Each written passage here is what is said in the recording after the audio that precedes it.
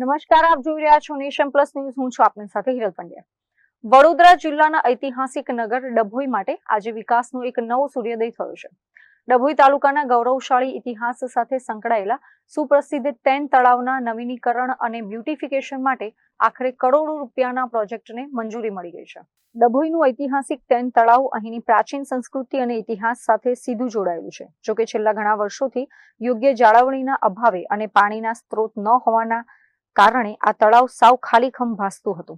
તળાવને ફરીથી તેના અસલી રૌદ્ર અને સુંદર સ્વરૂપમાં લાવવા માટે ધારાસભ્ય શૈલેષ મહેતા દ્વારા ગાંધીનગર કક્ષાએ સઘન પ્રયાસો કરવામાં આવી રહ્યા છે.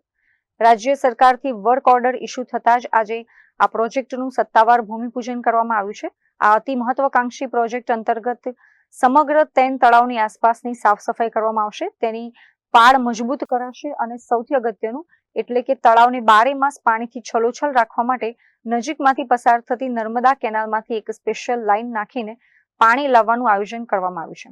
આ સાથે જ ગ્રામીણ વિસ્તારના વાહન ચાલકો અને ખેડૂતો માટે પણ એક મોટા સમાચાર સામે આવે છે.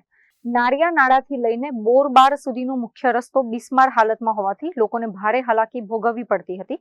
જે સમસ્યાના નિવારણ માટે 2.50 કરોડના ખર્ચે હાઈ ક્વોલિટી રોડ બનાવવાની કામગીરીનું પણ આજે ખાતમુહૂર્ત સંપન્ન થયું છે.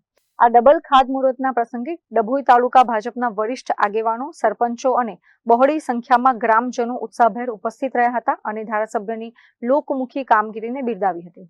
નીત માછી, નેશન પ્લસ ન્યૂઝ, ડભોઈ. સમાચારોના સતત અપડેટ મેળવવા માટે અમારી નેશન પ્લસ ન્યૂઝની યુટ્યુબ ચેનલને સબસ્ક્રાઇબ કરો, બેલ આઇકન દબાવો અને જોડાયેલા રહો ફેસબુક, ઇન્સ્ટાગ્રામ અને ટ્વિટર પર.